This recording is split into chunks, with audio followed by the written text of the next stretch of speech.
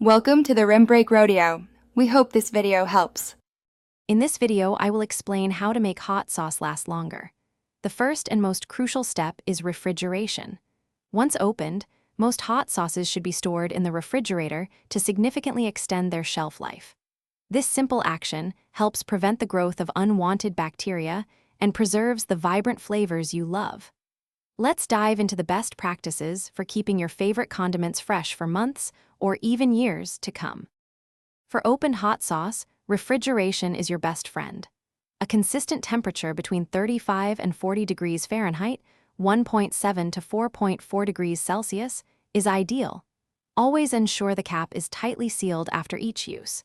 This minimizes air exposure, which can lead to oxidation and flavor degradation.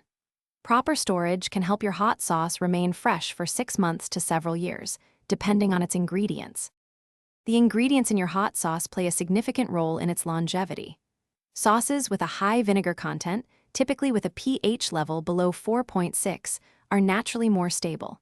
Vinegar acts as a powerful preservative, inhibiting bacterial growth.